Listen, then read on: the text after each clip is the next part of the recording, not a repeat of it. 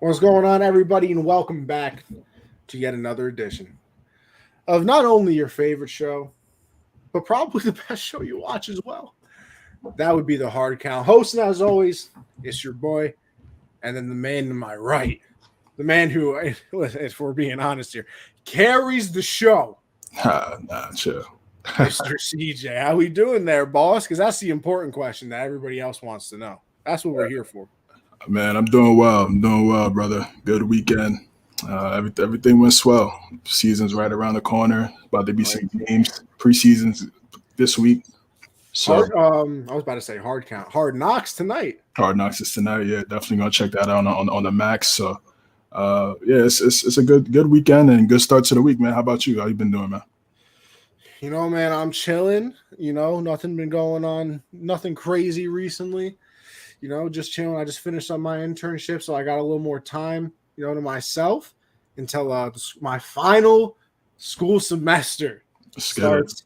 I think like in a couple of weeks or something like that. I only got to take 2 classes, so we're finally almost done. We're almost out of there. But yeah, man, doing good. Very excited. Our boys play on Thursday against the Giants.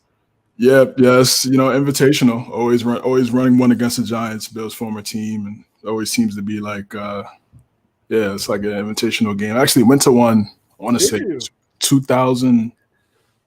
What's that? 14, 15, maybe. Patriots Giants over there at MetLife. Now listen, cool. I know it's. Have you been to a real football game like preseason? Yeah, yep. Went to the Jets Patriots. I still have not been to a football game. But man, I mean, but is it really that bad in person? I've heard it's terrible in person. I disagree. I mean, I had a good time. Really? I mean, maybe that's good to know because I want to go. MetLife's not the best, but I plan on going to a Buck game this year because I've never seen Brady play. I got to see the GOAT play before he leaves. Yeah. You know what? Definitely trying to save up some bread to see Tom one more time for sure. I'm thinking I might go down to Tampa one of these times, pull up to a game. I know one of my boys lives in Florida. Maybe go down there for a little bit, catch a game. But I got to see him play before he retires. Nah, definitely. I got to see Jeter play.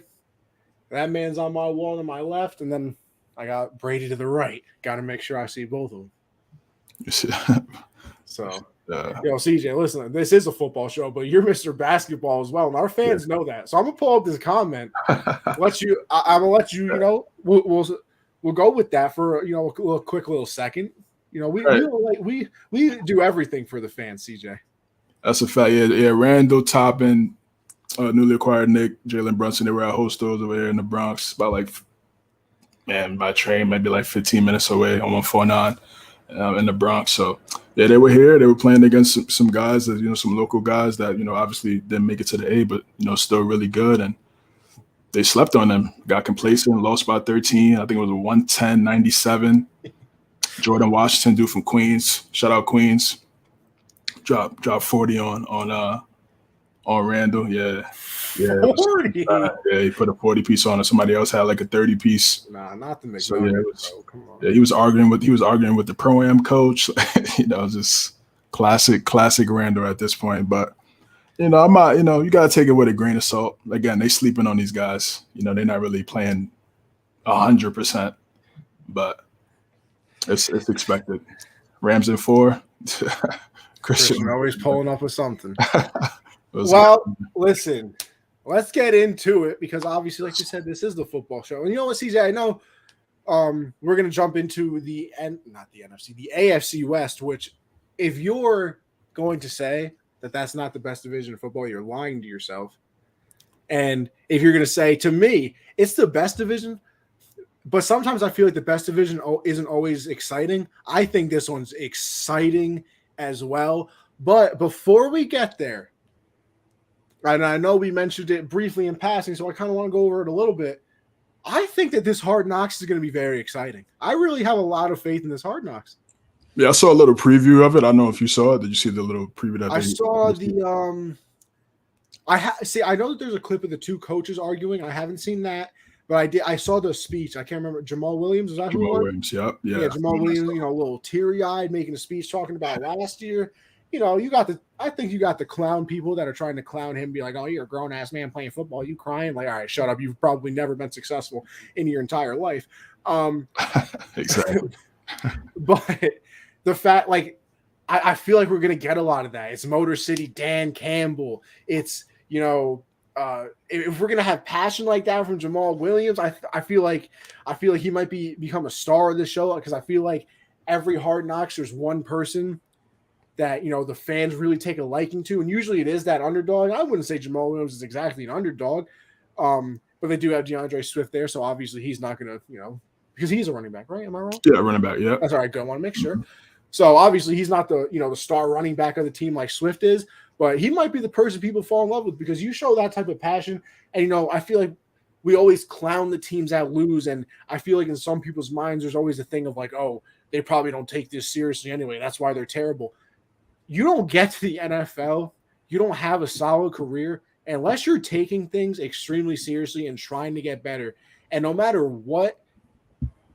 how good the team is, you have to respect the players that go out there and are busting their ass every single practice, every single game to try and do good. Sometimes your talent just isn't there.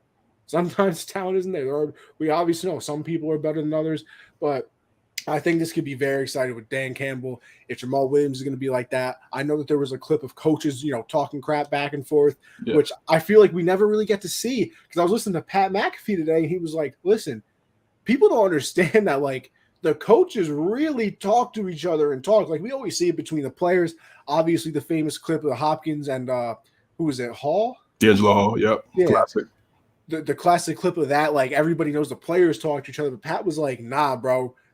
The coaches, they talk to each other, because you're going up against them every week. You're trying to outcoach them, so they talk. And if we're going to get stuff like that for a team that's not good and doesn't have many expectations, Jared Goff isn't the most exciting quarterback.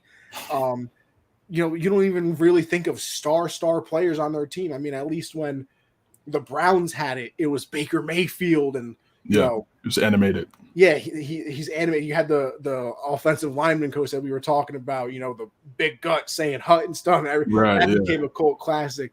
The original Ravens had, Shannon Sharp and all these characters. The Raiders had Antonio Brown, that whole situation. John the Colts had the decline and the epic fall. So, like, for a team that all those things I just said, each team kind of was exciting. I don't look at the Lions as like, oh my gosh, I'm super crazy because they have this player and this player. But I think as a whole, this is going to be really exciting. I'm right there with you. I think it's going to be very exciting. And like you said, even though there may not be household names right now, that's the best place for that to happen on a show like Hard Knocks. Everybody's going to be watching. It's that first taste of football before the season starts. So everybody's going to be tuned in. And it's good for a team like the Lions. Like you said, they haven't had a lot of success over the last 30-something years. So it's definitely been a downhill road for them. But again, it looks like they've making some strides and they've drafted pretty well here as of late.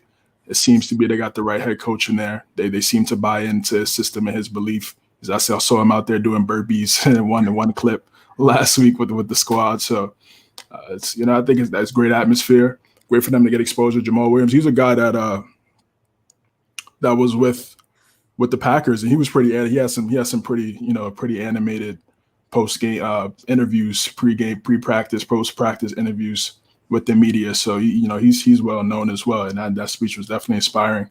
People are going to complain. They're always going to find something to complain about. It's the new norm. It's the new norm to say something negative because people are going to react, and that's how you get. It's like a drug. It's that dopamine. Like that's you get that dopamine. Let me say something negative so people can see it and be like, oh, you don't know what you're talking about. You get all a bunch of likes and replies. It's the new drug. So that's going to happen. That's going to happen. But for the Lions, I'm excited. I want to see. It's unfortunate Jameson Williams probably is not going to play any type of practice or anything like that. But he's a dynamic guy. Amon-Ra Brown is a guy that doesn't get a lot of love, but he put up some really good numbers last year. T.J. Hawkinson, another underrated tight end for them. Swift. So they got some talent. It's just you don't see them on the national stage and not on these Sunday Night Football, Thursday night football, Monday night football games. Thanksgiving, though, you can count on them every year. Thanksgiving, exactly. Yeah, Thanksgiving is about the only time they get the national love. So I think it's good for them to get some exposure, and hopefully it turns out well for them, and maybe they could turn the tide, because you really look at that division. Rodgers got 2 years left. Yeah, probably. He's been flowing with retirement over the last couple of years or so. He's been talking about it, made it pretty vocal that he probably won't play into his 40s like Tom did, Tom is doing. So that division is going to be wide open in a couple of years, and if they get the right guy on the quarterback, they could do some things. God, yeah, I'm sure you know all about it.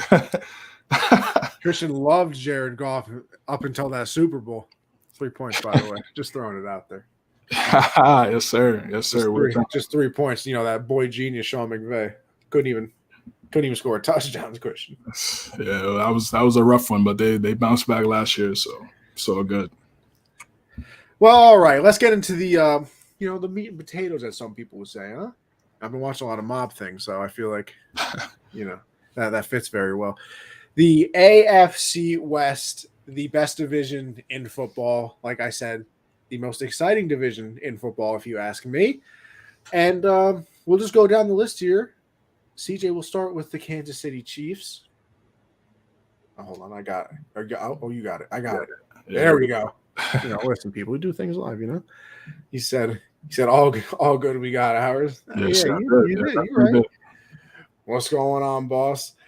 What's going on, country? You got Let's Ride, baby. Let's ride, country. Yo, did you see the video that I'm an athlete made with everybody? The podcast with Brandon Marshall and all them. Yeah, I haven't seen that video though. I saw it. Was they did it to Russ. They made Russ do it, and then they went over to a bunch of other players on the team, and they were like, "Yo, Broncos country, let's ride." So, embrace it. I mean, again, that's gonna go one or two ways during this season. It's certainly turned into something. I'll tell you that. It's gonna be a let's ride to the playoffs or ride into disaster, man. A disappointing season. So hopefully it's the former for those guys. And like you said, it's a wild division. That's why this episode is called Wild Wild West, because it's definitely not going to be easy road. Even last year wasn't easy. I mean, you had all 4 teams had 8 wins, 8 or more wins. So I mean, now look at the talent that they added this year. So we got comments rolling in too. I mean, we got Chiefs down bad. Think so. Said KC will finish last. Got a good less ride in here. Sierra did do it as well. That's right. Sierra was there. I'm weak. And then thought that was a little extreme, the finishing last. Yeah, we're starting off with the Chiefs. Listen, finishing last, I got a little too much faith. James Jones is biased. He's a former Raider. So yeah, I got a little too much faith in probably the second best head coach in the NFL. And probably, listen, my eyes, my opinion, we're allowed to have those, second best quarterback in the NFL. To finish in last, listen, they still have talent. They went out and replaced, and I put a very strong amount of air quotes around that, Tyreek Hill with Juju Smith-Schuster. Did they get MVS as well? MVS, yep. MVS, they got Ronald Jones over from the Bucks. Drafted Sky Moore, Western Kentucky. They also signed Justin Reed, if I'm not wrong, to replace Matthew. Yes, they did. Yeah. So with all of that, I still think they take a drop off, because yes, you do have Juju, and I think he's fine. Especially if this was last year and they had Juju and Tyreek, I think he would have went crazy. But we kind of saw, without Antonio Brown, Juju Smith-Schuster was not the same player over in Pittsburgh. Now, he also had Big Ben throwing the ball to him, who, some would say was on a little bit of a decline there. And this is Patrick Mahomes. But you could also kind of make the argument that he's not the number one anyway, because Travis Kelce is there, and I also would understand that as well. As we got the stats pulled up here. And this is last year or what they're projected? This is last year, yeah. It's last year's stats. Yeah. So what, they got 29 points a game last year? Okay. 407 yards. Okay. 407 yards. 53% on third down. Damn. It's an elite team, man. It's, like you said, they got one of the best quarterbacks in the league. CJ, you got their schedule? Yeah, I'm about to pull that up right now. Perfect. But yeah, so how do you see the season playing out? I mean, the defense, Chris Jones, still obviously one of the best interior defensive linemen in the league. That secondary, I feel like needs some improvement when it comes to corners. They have some young guys, but those guys definitely have to step up. So, and again, in this tough division that we've been talking about, how do you see this playing out for them? Listen, I've said it. I said it last year. It got me in a little bit of trouble because they didn't perform very well. I still have, and let me save who I think is going to finish first, I guess, actually. I think they're going to finish second. I have them finishing second. I think that losing Hill is obviously a big deal. I think everybody knows it's a big deal. But I got to see them play without him because I've only seen them play with him. Because, I don't even know how many games, CJ, and I don't know if you would know this on top of your head either, how many games he's really missed. I don't really remember him ever being out because of injury and things like that either. So, for talk about Patrick? No, Hill. Yeah. I've only ever seen their offense with Tyreek Hill. Yeah. And I think it is going to take that little bit of adjustment period because, you can bring in MVS, you can bring in Juju. Nobody has Tyreek Hill speed. It's literally the cheetah for a reason. That's what got him the nickname, that blazing speed that he has. So, in my eyes, don't you kind of pull the Bill Belichick thing and go, Travis Kelce, you are not beating us.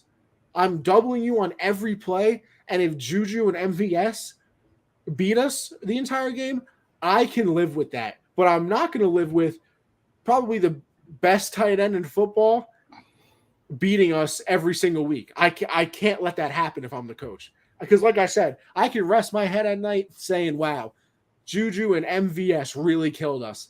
But if I go to bed at night saying, wow, the clear number one target on their team and clear best player outside of Mahomes absolutely destroyed us all game, had 150 for 2 touchdowns. I can't rest well at night knowing I let that happen. That should have been my one job. You game plan when you go into each week. You game plan for Mahomes, of course, and then your second thing should be Kelce. And I can't let Kelce beat me. So in my head, you double Kelce and you let everybody else do what they have to do. And I want to see what happens with that. I'm just curious how they perform without him. Now, like I said, fourth, that's listen, you want to talk about being out of pocket somewhere and saying things just because you want to say something? All right, bro, calm down. If that does happen, go play the lottery as well because you just pulled one right out the ass, as some would say. But yeah, that's gonna be insane. Fourth, I definitely don't see that again, just because they have one of the best quarterback head coach duos. I mean, you got a good quarterback head coach. It's almost impossible to finish last. Impossible. 100%. The thing for me is I think their offense is going to be more aggressive, but just a different style. I think it's still going to be aggressive, but you're going to have to run the ball a little bit more. That's why I put up the comment that Corey just put up. And that's a great point. You're going to have to run the football, and that's something that Andy Reid shies away from at times. He's been so confident, even when he was with the Eagles at times. Even he trusts McNabb so much to make even when they should be chewing clock, he does. Yeah, exactly. And he's just so confident in the quarterback. They want to put up, they continue to throw the football, put up points, but you got to understand situational football. And that's probably one of the reasons why he only has one Super Bowl and not multiple, because of some of those situational type things. But yeah, they're gonna have to play a different type of game. I think it's gonna make Patrick a better quarterback from the standpoint of you're not relying on Tyreek all the time. He has to be more methodical, has to be more surgical, moving down the field, picking apart, reading the defense, not rolling out and just waiting for Tyreek to get open off of a playmaker, a playmaking type, a backyard football type play. So I think it's going to help Patrick. He's going to continue to grow because, again, even though he's excellent, but he's not perfect. So I think with Cheetah not being there anymore, I think it's going to help him. And listen, even though Juju Smith-Schuster, he's obviously not Tyreek. No one's Tyreek. But there was a time when people were definitely saying he was one of the best young wide receivers in the NFL. He was putting up some really good numbers. Granted, yes, it was, behind AB, but he was still making the plays. He was making some really good plays. And even not last year, but the year before he got hurt when he was healthy, he had a solid year. I think he had over 900 yards, a few touchdowns, some really good catches, so catch numbers. So it's not like he's just this scrub. I think we get caught up in obviously the social media and that game against the Bengals where he was showboating on the Bengals stadium and kind of got bullied in that game.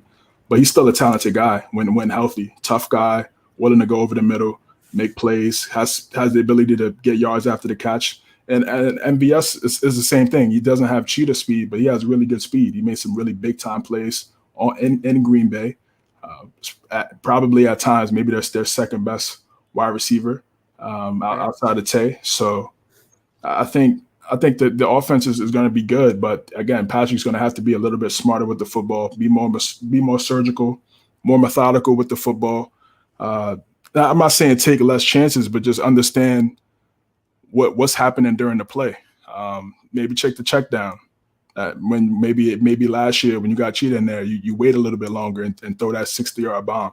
Just little things like that. I think that's going to make him a better quarterback as he gets older, because you can't always rely on those big plays, because that's what teams want to do. They want to take away the big play. So if you take what the defense gives you, and then eventually that big play will present itself, and then that's when you hit the home run and make those splash plays that we're accustomed to with Patrick. So yeah, I mean, I think the offense is still going to be really good.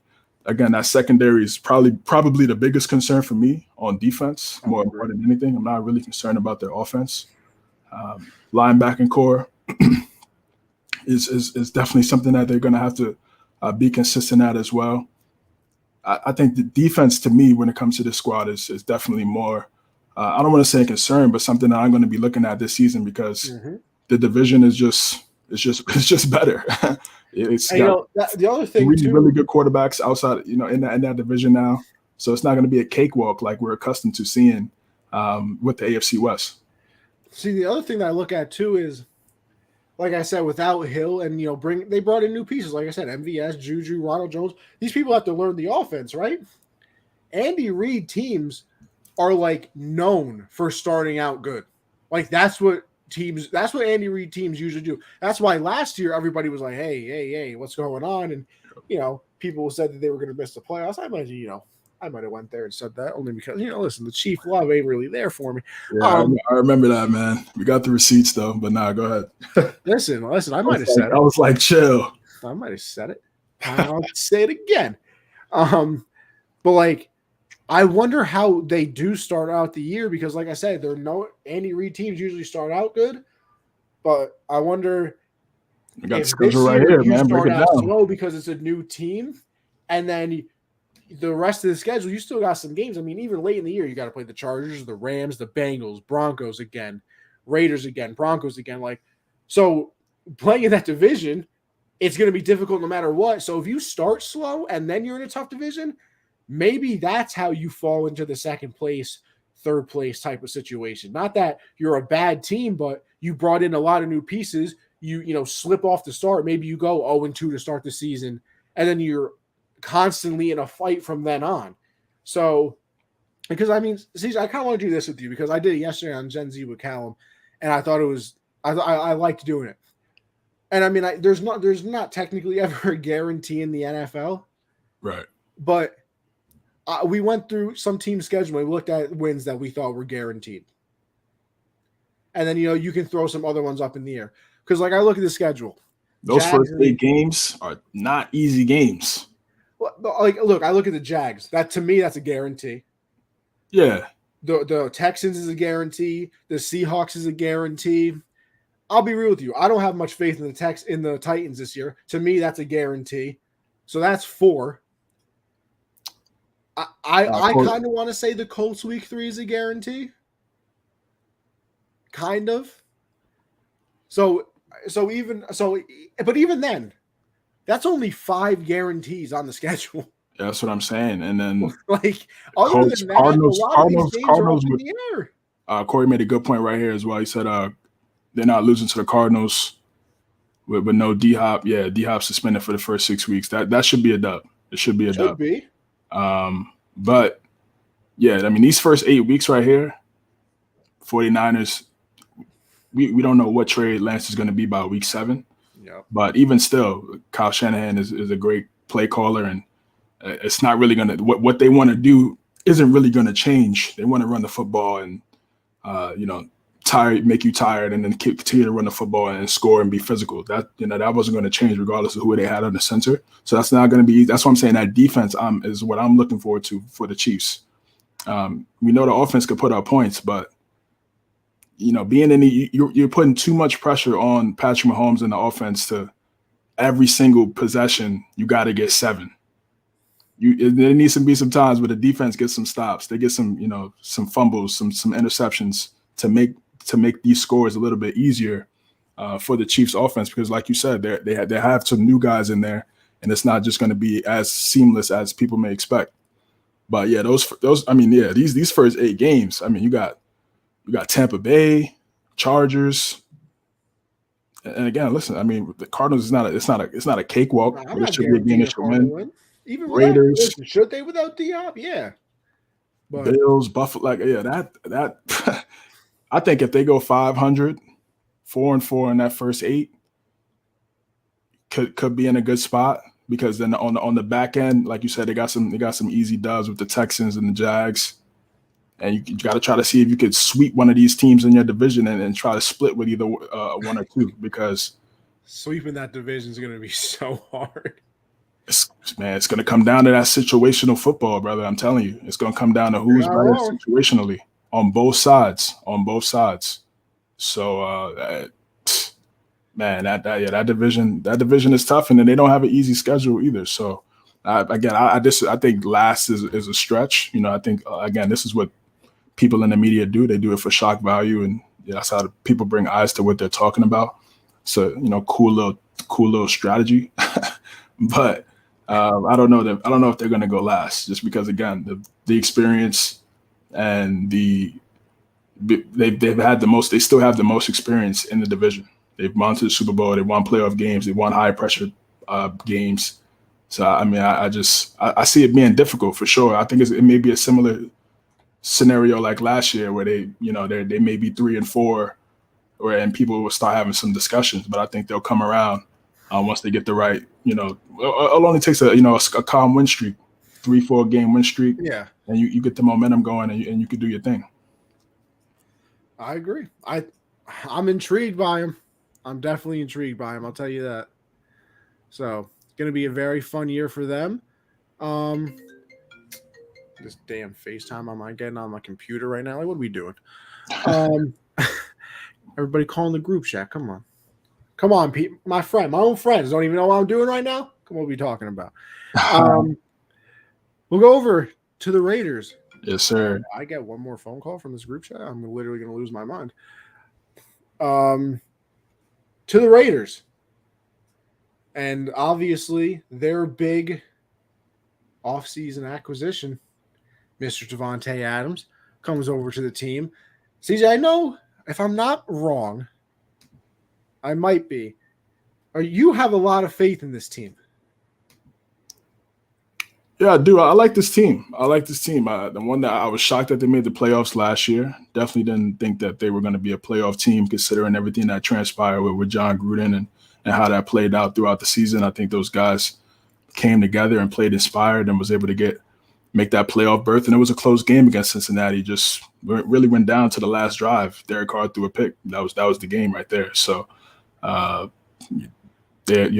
now you bring in Tay, and it's going to come down to Josh McDaniels. That's the big discussion right there. So he went to Denver about a decade ago, and we know how that went. We know how that went. The problem with these head coaches that's from the New England Patriots system is they try to be like Belichick and not be themselves.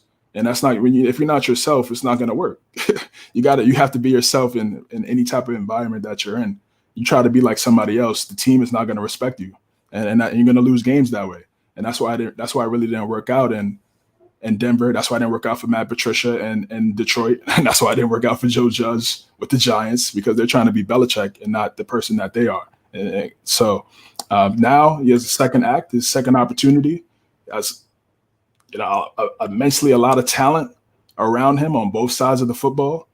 you get a quarterback. It's not often where a head coach comes in, you get the head coaching spot, and the quarterback is already proven and is right there already. So I think it's going to be difficult for sure. But again, the factor with Tay and Carr already having chemistry, I think it's perfect. You know, they won I think they won their conference when they were together at Fresno State back in 2013, 2014. So the chemistry is there already. They work out in the offseason. They're really good friends.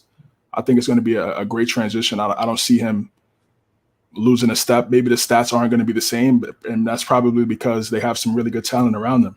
You got Darren Waller, you got Hunter Renfrow in the slot, one of the best slot wide receivers in the league. Waller's one of the best tight ends in the NFL.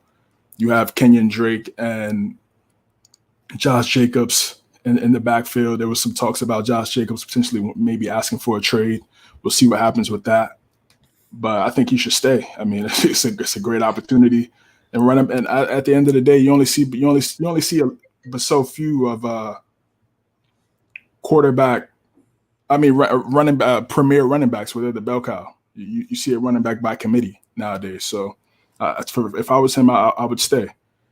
They got a lot of assistant coaches from the Patriots. They took a lot of those guys and went to Las Vegas. So this is a big opportunity for Josh McDaniels, man. Right away, they got to try to make it work. Got to win some games. This is a perfect opportunity for him to show why he could be one of the best head coaches in the NFL. And the offensive line too. That was the big issue. That was something that Mike Mayock and John Gruden really weren't able to figure out. They weren't really able to get that offensive line together consistently throughout their time together as a GM head coach combo. And it looks to seem like it's a little bit better, even though it was the preseason game against the Jags. You got to really take that game with a grain of salt. But they were pretty aggressive in running the football and trying to be aggressive at the point of attack. So the offensive line is going to be key for the Raiders. It's always been an issue for them. If they're able to clean that up, I think they're going to be a really good team. Yeah, they went 10-7 last year. I know it's new season, it's different, but with the additions that they've added, hopefully that offensive line stays up. And on the defensive end, you brought in Chandler Jones to pair up with Max Crosby. You got some quality players on that side as well. So Jonathan Abrams at safety. So I think this is an opportunity for them to really show that they could be one of these premier teams in the AFC. So what do you have them finishing? I think probably right around like 10-7 again. I mean, again, where in the division you think though? We're in the division. To me, second. I think they're going to be second. Just because even though I wasn't the biggest fan of Josh McDaniels' play calling last year, but he's still a really good play caller. He's called. He actually has weapons to play call with now too. Yeah, exactly. Now he has weapons at his disposal, and he could be much more creative. I could definitely see some of the things that he did in New England. He could bring that over to the Raiders because of the type of athletes that they have on that side of the football. So I think it's going to be definitely fun to watch that Vegas offense. And yeah, I got them being second in the division. I know a lot of people are high on the Chargers and some people are high on the Broncos too. But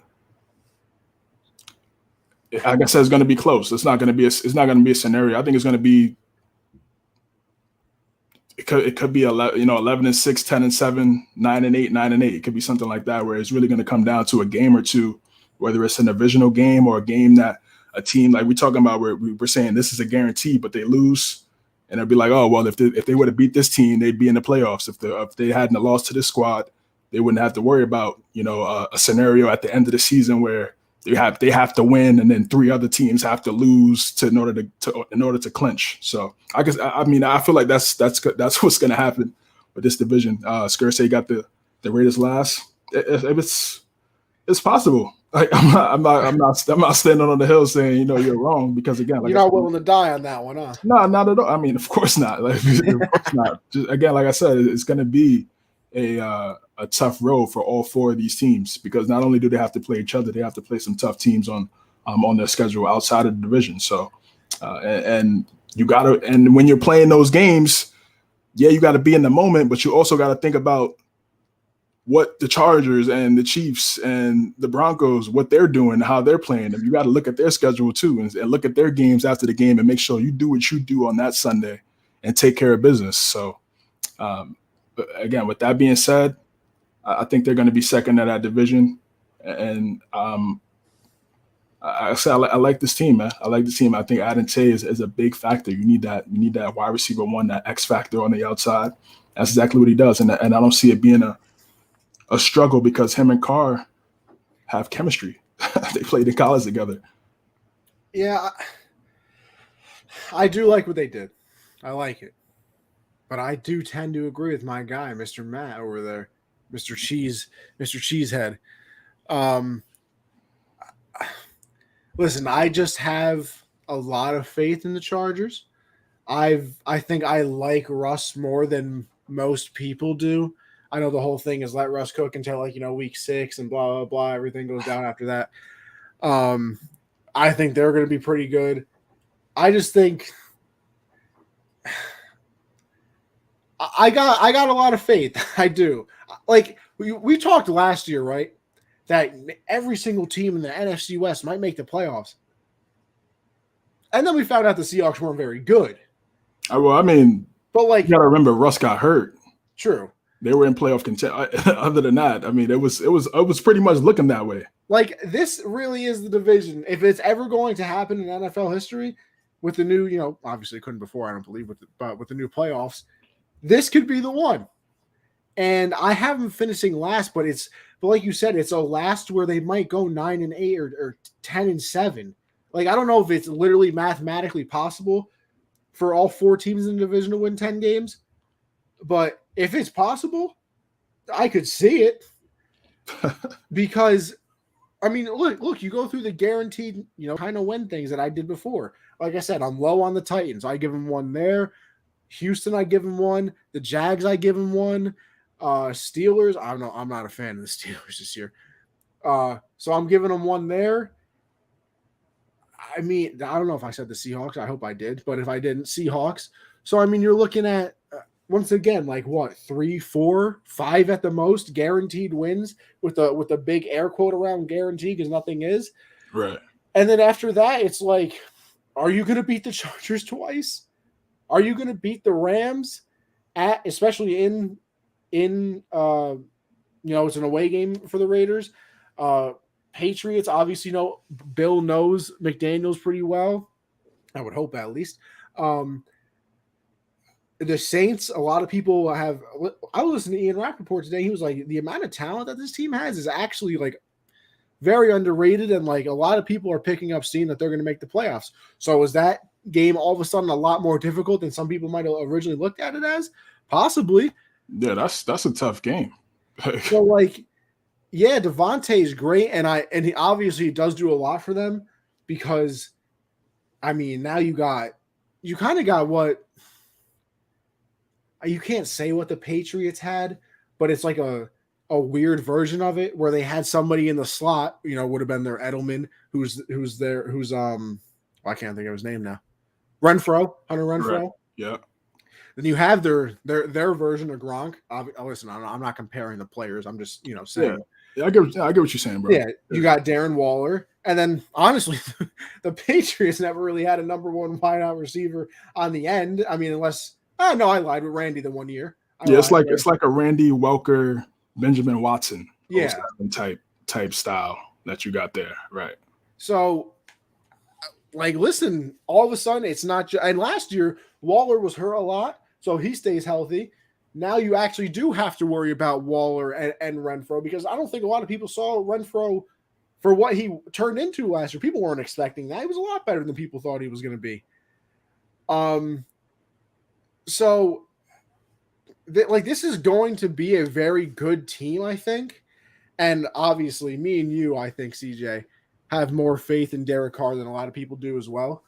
I still think Derek Carr is very – like, here's my thing. The Raiders without Derek Carr quite possibly could have been one of the worst teams in football the last, like, however many years he's been in the league. Do you know what this man's been through? He's been through Antonio Brown. Just last year, he went through John Gruden, what was the wide receiver? Henry Ruggs. Another one of his teammates who was like a first-round corner got a DUI kicked off the team. Arnett, Darren Waller out the entire season, basically. Like, all of those things. Then a few years ago, Amari Cooper gets traded. All of these things. Khalil Mack gets traded. This man's in the playoffs last year with a bunch of stuff happening. Like, you want to talk about super gluing something back together. This man is gorilla gluing the Raiders to his back to make sure that they make the playoffs last year. And people are still like, oh, yeah, he's a top 20 quarterback. Yeah, you're right. Top 20. I would hope so.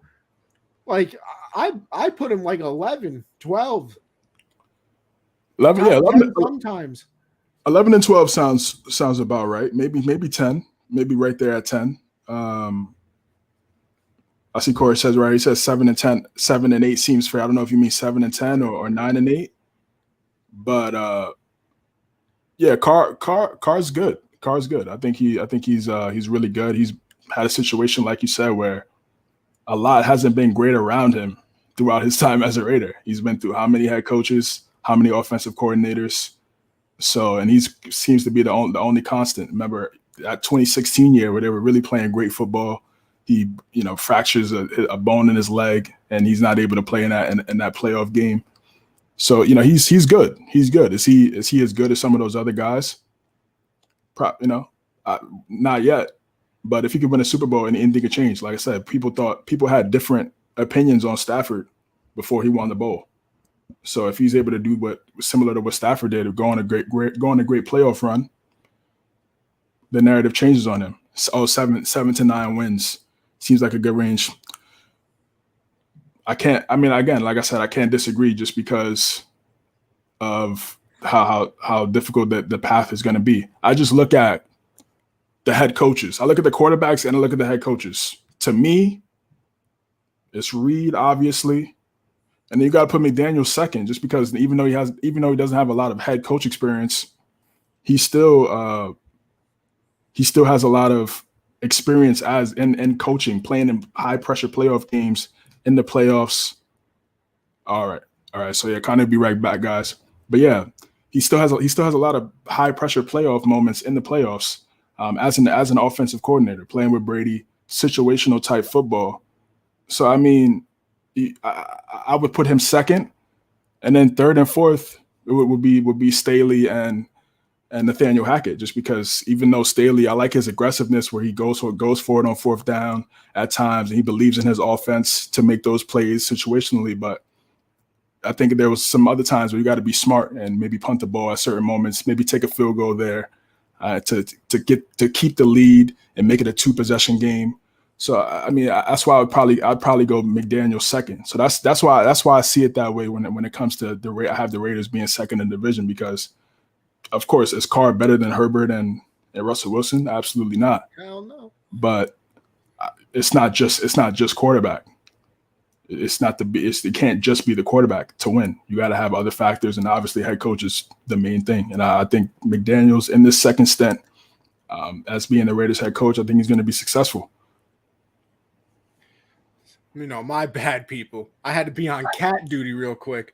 My man was knocking on the door, making mad noise. Had to let him in the room, I don't blame him. I'm just trying to be on the show, man. I mean, hey, listen, that's what I'm saying. If I'm ever looking over, it's because, man, rubbing up against me, trying to get some pets in, TJ, you got any animals? No, I don't have any pets currently, no. See, I was always a big dog person. Yeah, big dog. I never had a dog. Like, my neighbors had a dog that loved us, so was always at the crib. But then my mom just out of nowhere was like, yo, I really want cats for a year. And then we eventually got 2 cats. Big cat guy now. Big cat guy. Yeah, I'm a big dog. I like cat guys too. I was staying when I was with a friend for a year. He had 2 dogs and a cat. So I was like, shout out Venus. Shout out Venus and Comet, man. Shout out, man. Good times. 2013 days. See, they just he just chilling right now. Just want to get some pets in. No low maintenance. Listen, you don't get the same love, I would say. If you get a dog, Right. Cats be chilling, bro. Yeah, Cats, yeah, they be chilling. They low key with it. Self-sufficient, let me tell you.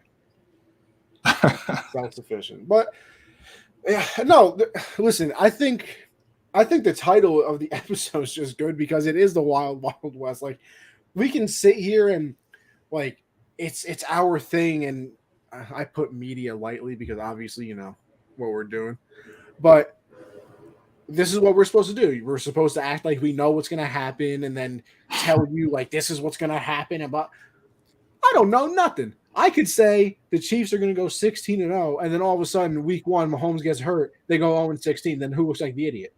So we can sit here. Well, I mean, you won't look like an idiot because he got hurt. All right. But if they would have gone 0-16 and he was healthy, then yeah. Yeah, all right, fine. We'll say that. That's why context is so key, bro. All of a sudden, Mahomes falls off that Tom Brady cliff that Max Kellerman had him on. And, you know, they go 0-16. Like, man, that guy is like a comedian, bro. He's a full-time comedian, brother. Nah, full-time comedian. I don't disagree. Some of it takes, man. Let me tell you, special dude. Shock. It's for shock value, man. That's what I figured out when I was younger, watching First Take with Skip and Stephen A. when they were going crazy. And I don't want to get too much into this because they really don't deserve a lot of our time. But like I used to get so upset. Like I was like, yo, what's he talking about? Like what does he mean? And then you know, as you get older, you start to realize that's just the game. That's the game. And they're just playing the game. That's how they stay on TV, entertainment.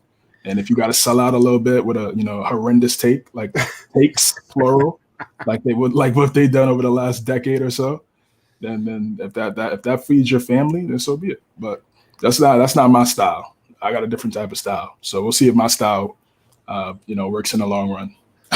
Nah, classic quote. Me and my friend, me and my boy Tyrell be crying at that clip like once a month. Oh, with the Thiago Splitter game 2 for the Jazz? And no. You ever seen? All right, so Stephen A. Smith and Skip made like a pickup 5v5 team, and Skip only picked the players that Stephen A. hated. Oh. So he made the team. It was like Kwame Brown, Thiago Splitter, Rasho Nesterovic, and then like Michael Jordan. And he was like, and this team would win because it's got Michael on it. But like the way that Stephen A. says all the names is funny as hell. Yeah, like he's like Thiago Splitter. Right. He's like Kwame Brown. He's just like going crazy. I mean, it wasn't his actual list. I guess Skip like later on in the segment like showed an actual like team, but one of the funniest segments in First Take history. And oh god, I'd be crying when I watch it. Yeah, they're definitely an animated bunch, animated old heads. All right, but that's the Raiders, and I guess from there we move on to, I don't want to say my team, but a team that I'm putting. If we were betting right now and I was putting chips in the table, we're all going to the front. Wow, I'm pushing chips right to the front of the table because first of all, I'm trying to be right here because I kind of predicted a MVP for Justin Herbert the next like 2 to 3 years, and that was last year. So I'm trying to make sure he gets his, but I do think Josh Allen's going to go crazy this year. So maybe we'll take this off so we can see the full schedule. There we go. They were 9-8 last year, as that beautiful banner had up before. Man, listen. I know maybe the track record ain't the best for Patriots leaving and going to another team and doing well. But J.C. Jackson going over to the Chargers. You got Bosa. You're going to have Khalil Mack. You're hopefully going to have a full season of Derwin James. You're going to have Keenan Allen. They brought Mike Williams back. You're going to have Austin Eckler. The quarterback with, I believe it's the most passing yards or touchdowns. I can't remember which one it is. Justin Herbert. I can't remember if it's passing yards or touchdowns, but I mean, I got so much faith in them. Like I'm right here. I'm right here with it. I'm like 11, 12. they go crazy 13-win team. Like, this talent is unbelievable. Like, listen, CJ, this is where maybe we just talked about the first take thing. Maybe I'm going there, but like, I'm reading the paper. You know that you can't win games on paper. Right now, I'm letting them win games on paper. They're winning games on paper when it comes to me, because I mean, I can see a whole lot of wins in this schedule. Like, I know we said it might be difficult to Corey, we can't watch the schedule reveal. We're gonna get copyrighted. Yeah. That's the only reason why, bro. On me, bro. What are we doing? But I'm letting them win on paper. I know we said, it's difficult to sweep the season series. Bro, they could easily, in my eyes. I think they could go 7-0 to the bye week. I really think they could. Now, those first two games, very difficult. Obviously, we just said the Raiders and the Chiefs. But here's my little thing.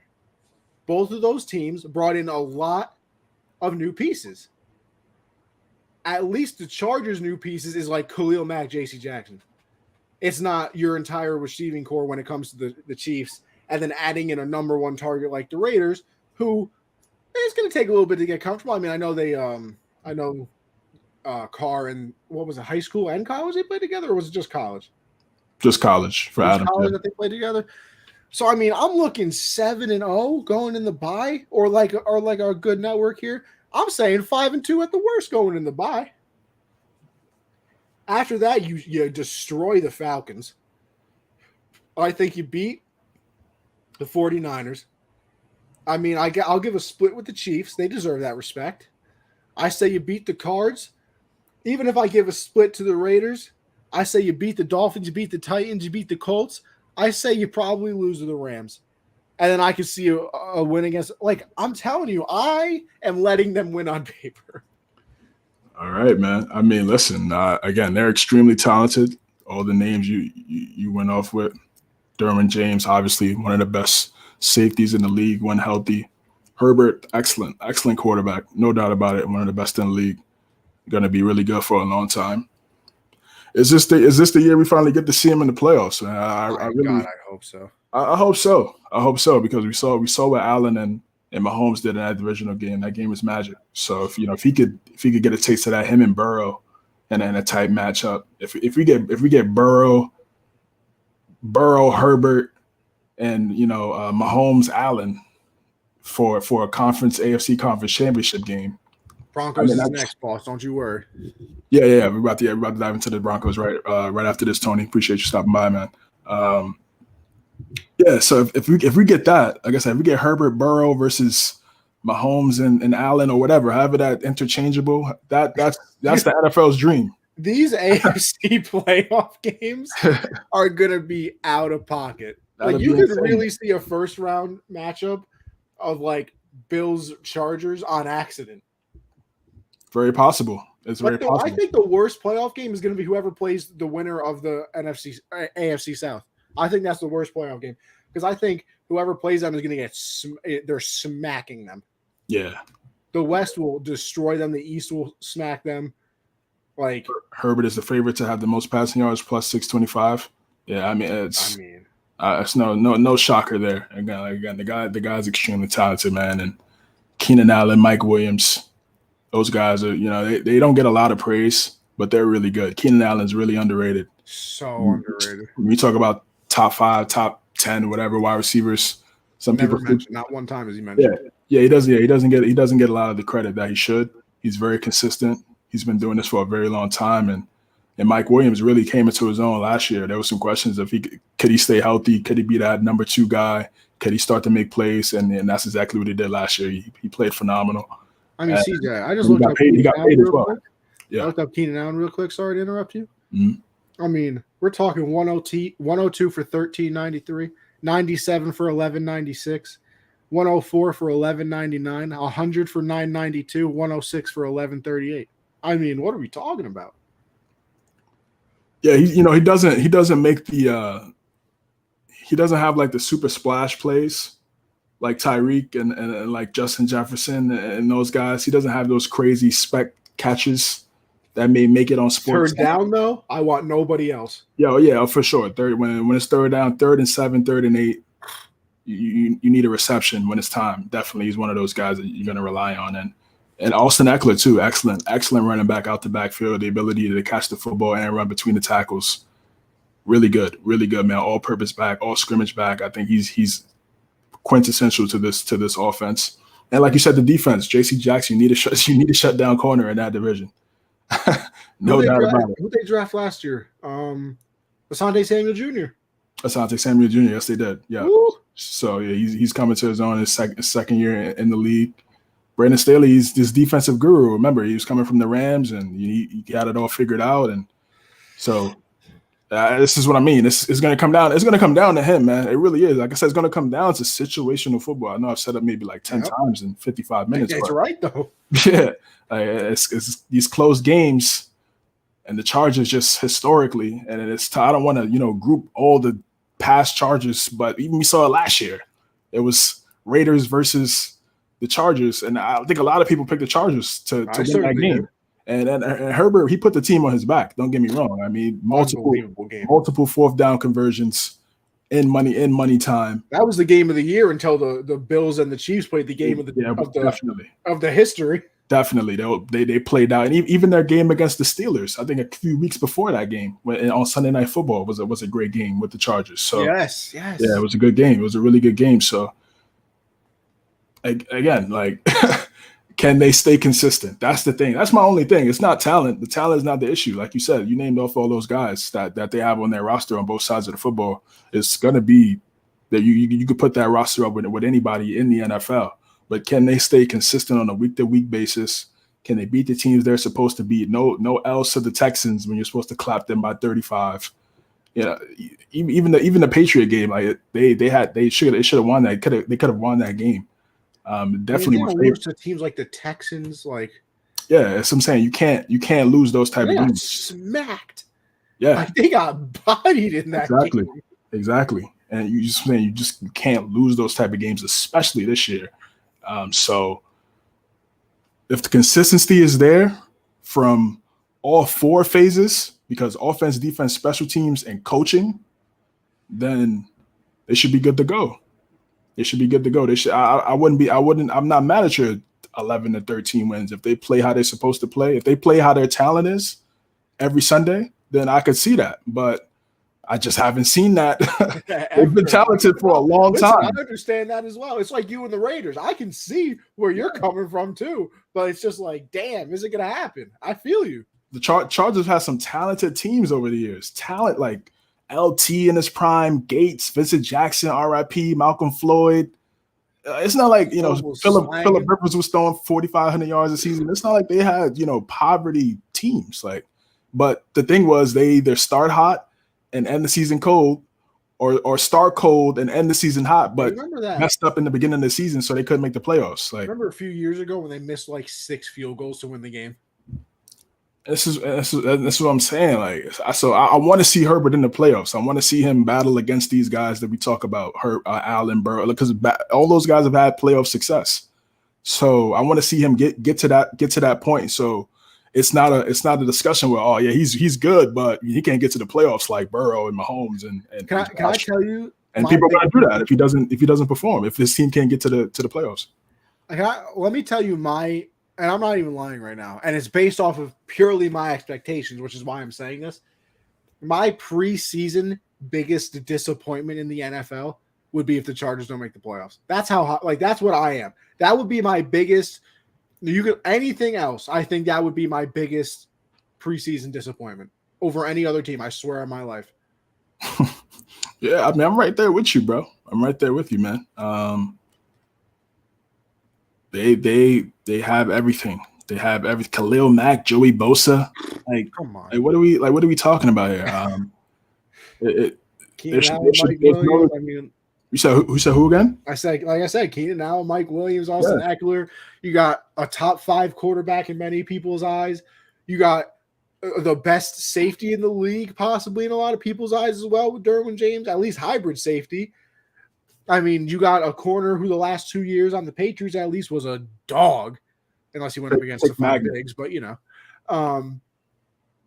but I mean, like I said, I know we just talked about the whole first take thing, but I'm letting them win on paper, man. I'm so high on this team, and I'm a little nervous that I'm going to be very disappointed, but I hope not. Because like you said, I want Herbert and the Chargers in the playoffs more for my entertainment than for me actually caring about the team. Because last year's playoffs was the most unbelievable thing I've ever watched in any sport. I mean, besides that first wild card round, where it was the Bills and the Pats, and then the Eagles and the Bucs game was putrid. Yeah. Just things like that. But I mean, we had Chiefs and Bills, and we had the Bucs and the Rams, and even that Raiders Bengal game was great. Yes, it was. I mean, just all of these unbelievable games, and I know I'm missing some, but I literally off the top of my head, I just can't remember some of them.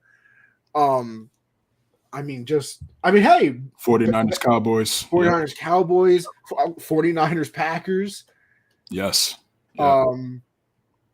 The Bengals and the Chiefs. That was a good game. It was a good game, honestly. It's going to be that way. It's going to continue to be that way as long as the quarterbacks get into the dance, bro. As long as these top guys get in the dance, they're all those teams, they're going to have a shot. Could you just imagine the absolute enjoyment, I'll say, that the NFL would get if Herbert – let me get in the camera. This whole thing being opposite really messes me up every time. Herbert, Russ, Mahomes, Lamar, Burrow, Allen, and I guess Carr. Imagine all of them got in the playoffs. I think the NFL would literally cry. They would look at their bank account and be like, I can't believe it got even bigger. It'd be raining in money, bro. And they already are. They're drowning. And I already told you they want that Final Four to be what I said earlier, and that's the perfect Final Four in that AFC. And again, I missed it low key. Burrow, Allen, Mahomes, and Herbert. I absolutely agree with you. That's what I'm saying. That's the Final Four. Absolutely agree with you. I mean, it doesn't get any better than that. It really doesn't. But if one of those don't make it, I'm sure they would take Lamar. Yeah, of course. Oh, yeah. No doubt. And then eventually, when this guy gets everything figured out, what he got going on, Deshaun to be a factor too. Yeah, I mean, so. it's almost disgusting.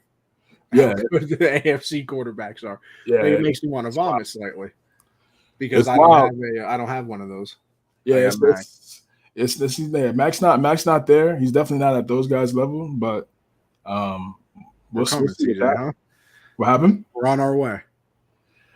We're gonna see, bro. We're gonna see, bro. I knew the conference. The conference is loaded, bro. As soon as I feel like the thing is, CJ, it's almost like the visualizing it, right? Like you say it, and you're like, yeah, like you say, oh yeah, obviously the AFC is very good, and then you start like doing what I just did, like naming people, and you're like, bro, I got 7 top 10 quarterbacks in my own conference right now. Like, what the hell are we talking about? Like, usually it's 4 and 3, AFC, NFC. It's all in one conference. You look at the NFC, what is it? Kyler, Stafford, and Brady. And Rodgers. Right. And Rodgers. Yeah. But and Brady and Rodgers Brady might be done after this year. Rodgers might be done after 2 years. I mean, yeah, of course you're gonna have people come in and replace them eventually, but the AFC might run things for a while. Yeah, they should. They should at least in the next few years or so, next 3 years or so. But even in saying that, the last 2 teams to win the Super Bowl came out of the NFC. So it's like you're right. It's great. Well, hey, listen, if the trend continues this year, though, CJ, Russ should have a Super Bowl because he changed the team, a team that a lot of people thought were a quarterback away. He should win a Super Bowl. And I mean, hey, kind of a good transition anyway, because Tony over here, as a lifelong Raider fan, through it all, I can't understand this Broncos hype. All bias aside, Chargers, Chiefs, I understand. Please enlighten me, fellas. Well, let me try and enlighten you. I don't know if I can do it. Well, big shoes to fill. But I think all the hype is the fact that a lot of people thought they were a quarterback away, and then they went and got Russell Wilson. Yeah. Like that is the hype for them. And I mean, listen, the defense is, I mean, you're gonna have Bradley Chubb, you're gonna have Surtain, Randy Gregory. Yeah, Randy. I forgot Randy Gregory went over there as well. I feel like there's another very good corner on that team, and I'm forgetting. I don't know about corner, but they got Justin Simmons at safety. That's fine. Justin Simmons. Like I said, you bring over Russ. You got Williams, right? Is it Javonte? Williams and Gordon in the backfield. Yep. It's Javonte Williams, all right? Javonte Williams, yep. Okay, good. I want to make sure I was right on that. And Melvin Gordon in the backfield. You're going to have Jerry Jeudy, Cortland Sutton. No Tim Patrick, unfortunately. Tim Patrick did tear the ACL. Prayers up to the brother. I mean, God, that sucks. Yeah, PS2. Yeah, we said that. Yep. Mace, big homie Mace. What's good, brother? But they're a good. They're just another good team. Like, and I think the hype is the Russ part though. I think if this was this team, but you brought in like hey, we can use somebody that might get traded, a Jimmy G. I don't think the hype is this big, but you brought in Russ, who's won a Super Bowl, who a lot of people think is a constant top 5 to anywhere from top 10 to top 5 quarterback, who in a lot of people's eyes, you know, are surprised that he's never even received an MVP vote. Can't believe that, by the way. I don't know how that's possible, but whatever. I mean, I know a little second half struggles here and there, but never receiving one? That's kind of crazy to me. But I just think that they're going to be a pretty solid team, and I have them third. That's the thing. Like, CJ, tell me if I'm wrong. Every other division, maybe in the NFL, besides, I think the Rams might be like right on that Bills level of like nobody's better than them. Like, I think the Rams and the Bills are two best teams in football. And then, you can start naming other teams who you like based on what. But like, I think any other team in the AFC West, if they go to another division, is clearing it out. Like, I think the Raiders would have finished first in every other division. I think the Broncos would. We know the Chiefs can finish first. And then I think the Chargers would body people. So, like, I think it's just the fact that they got Russ and they still have a pretty solid team. But you got to hope that Russ doesn't do what he's kind of historically done. It's hard to admit for some people. It's even hard to admit for me because, like, I really do like Russ, but he has had his second half of the season meltdowns occasionally.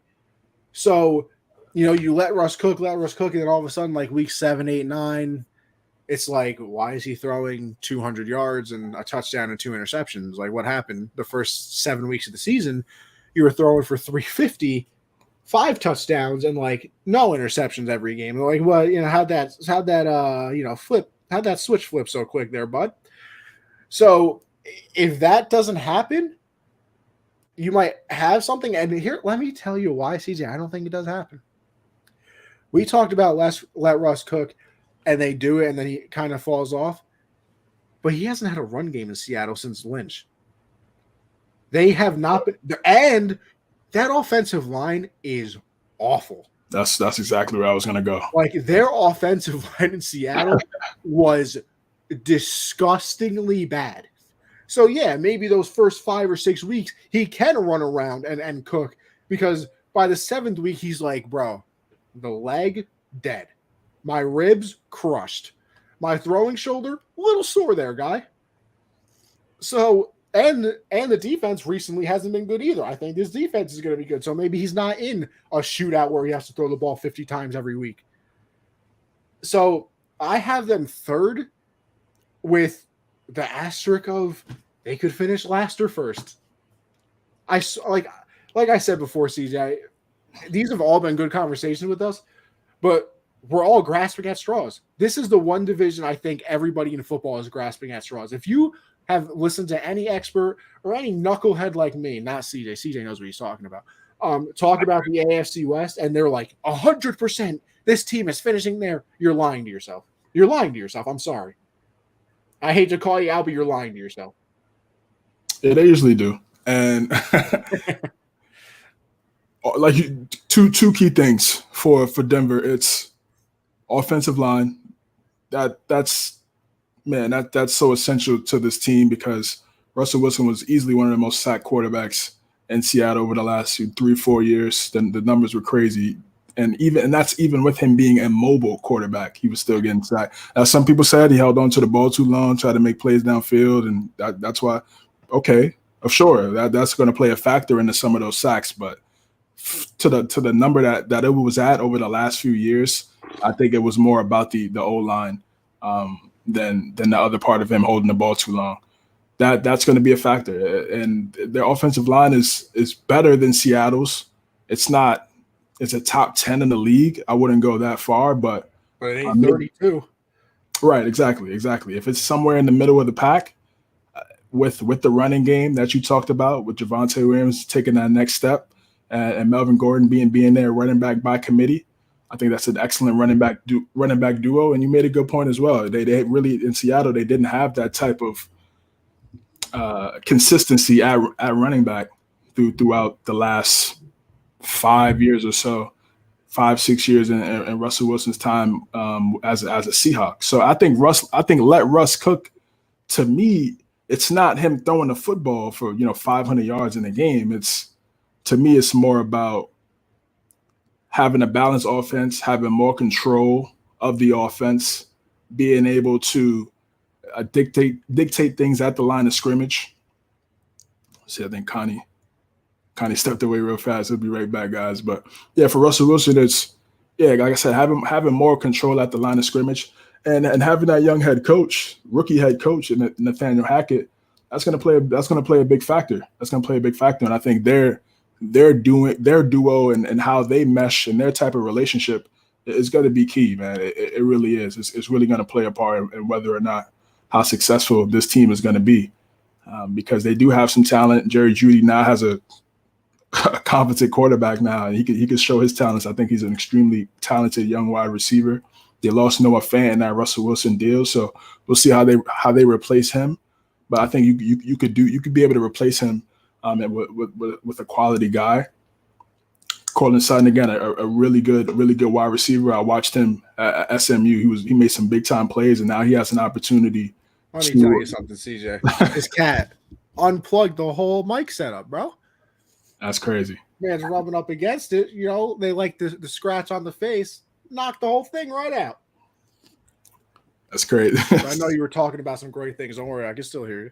No, you're good. I was just saying again, Cortland Sutton, really good wide receiver, and these guys are going to have an opportunity to ball out because they have a guy that's going to get them the football on a consistent basis. They don't have to worry about Drew Lock or someone else that's not good under center and having to worry about ball sailing or going out of bounds. Even though you ran a clean route, you beat your man on a one-on-one and you got your hand up, but the quarterback is throwing it 5 yards behind you. I get it, but here's some stats. 3-0 against the Jets, Jacksonville Giants, then 2-11 against playoff teams with the same defense they're going into this season, giving up more than 20 points in 7 games. Yeah, but they had Teddy Bridgewater and Drew Lock last year. Your defense can give up 20 points or more when you got Russ, who can get into a shootout. You can't give up 20 points with Drew Lock and Teddy Bridgewater. Yeah, I would just say, and those are good stats, but as you know, Tony, every season is different, and they got new coaching staff on both sides of the football. Vic Fangio is not there anymore, and maybe the scheme that they come up with, I'm blanking on. I think it might be Patrick Graham. It might be their defensive coordinator. If I'm wrong, that's on. Yeah, I don't know. Yeah, honestly, he might be, but again, I just think they're gonna play better. And also, again, when you have a guy that you believe in under center that can make those plays, it increases everybody's game, not just on offense but on defense as well. It's like, okay, we got Russell Wilson on the sideline now, not like you said, Teddy Bridgewater and Drew Lock. On defense, let's go make a stop. Let's go get a stop and get the ball back for our guy Russ, so he could put some more points up on the board, so we could get this dub more convincingly. I think that's something that would motivate a defense. When you don't have a guy like that and you're going into a game going up against Herbert and Patrick Mahomes and Arrowhead or at SoFi, it's like, okay, obviously we got to do our job, but we know the likelihood of them, completely shutting them down is very slim. So, but if you got another guy on your side that could do the similar things as well, you confident. You're confident. So you may take some more risk. You may try to go for an interception. You may try to get that strip sack and try to make a game-changing play. So we'll see how it plays out. And Nathaniel Hackett, again, like I said, how is he – and this is the thing with me too about these offensive coordinators that come from the head coaches that are offensive-minded. It's like how much say did they have in scheming the offense and the play calling? Because what we do is we give all the credit to McVay. We give all the credit to Matt LaFleur. We give all the credit to Andy Reid.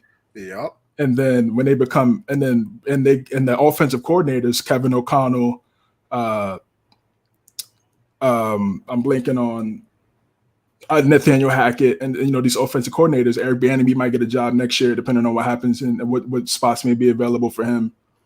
When these guys get opportunities, it's interesting to me. Like it's like when they get opportunities, it's like, oh, who was really calling the plays.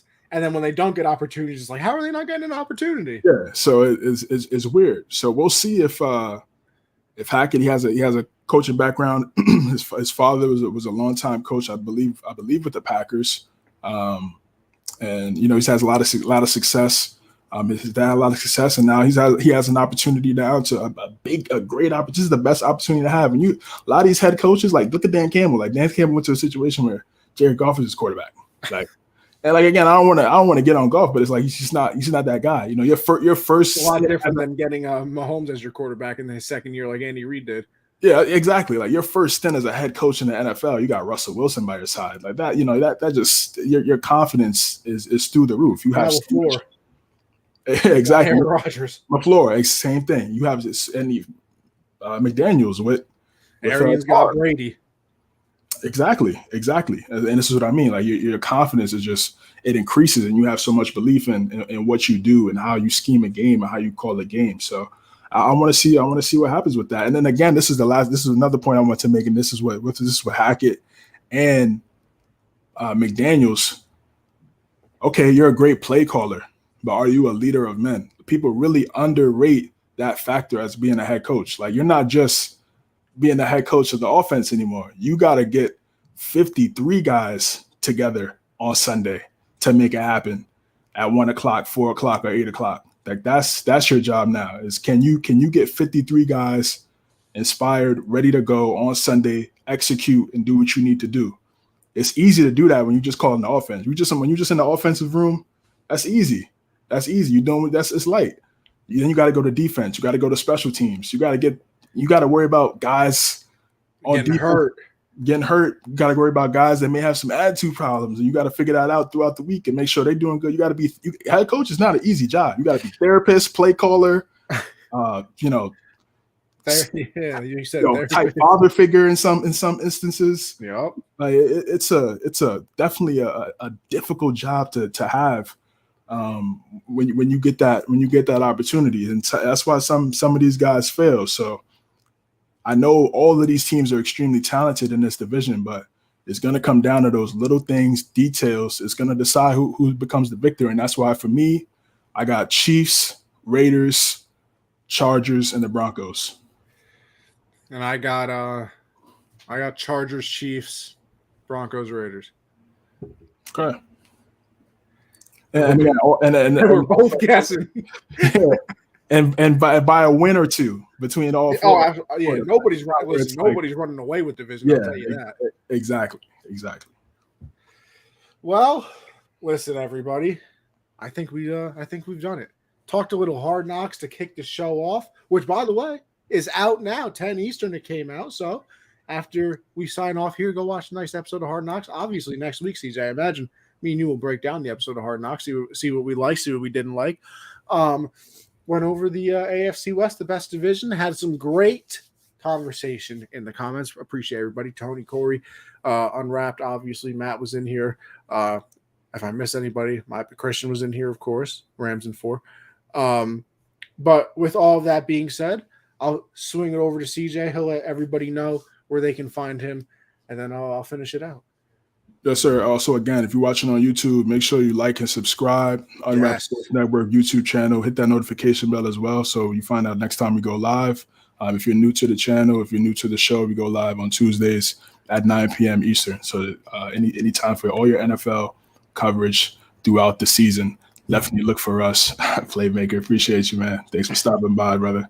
All the love that we're getting. Also on Twitter as well, Unwrapped Sports Network on Twitter. Make sure you give them a follow to also know what everybody else is doing under the network. Not just with us, but also our other colleagues covering all different sports. You can find me on Twitter at cjames9_, as you can see on the screen right there for the listeners. You can find me there. Linktree.com/cjames9 is what pretty much everything I got going on. Count the Bucket with Michael and Nick, that part of this network, covering all things NBA. My solo NBA podcast called the Guard Up Podcast as well. Forever Patriots is all Patriots coverage that I'm about to dive into as we get closer to the NFL season. And Forever Knicks Boulevard, covering everything that I got going on with the Knicks, all Knicks coverage. And then lastly, Guard Up Pod on IG at Guard Up Pod for all NBA content on social media.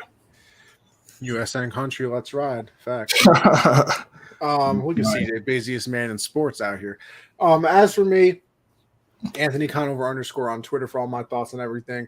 Mondays, I do generational sports with me and my guy Josh. Talk a little bit about everything: UFC, football, baseball. Listen, I got Josh into baseball. Mission successful. Basketball. You can follow that show right there at Gen Z Sports on Twitter as well. We are live 7 Eastern. So listen, with the football season coming up, perfect little pregame show for the Monday Night Football game. That's all I'm saying. Also, if you're going to listen to Gen Z, make sure you go on Underdog Fantasy and you use code Gen Z to double your first deposit up to $100 and make some money during the season. Listen, or basketball, baseball, you can do it right now. Tuesday, CJ I'll reiterate if I could actually speak. Well, CJ said we're here every Tuesday, 9 Eastern for all of your NFL coverage, all of our thoughts on the season. Can't wait for that to get started. And then Thursday, I do Backstop Banter with me and Michael. Listen, it's kind of like this show, except the baseball version of it, covering everything in the MLB. So you go and check that out. Baseball, but with all that being said, I appreciate everybody for tuning in. Appreciate my guys here for being the go as always. And listen, everybody, appreciate it, and we'll see you next week. All right.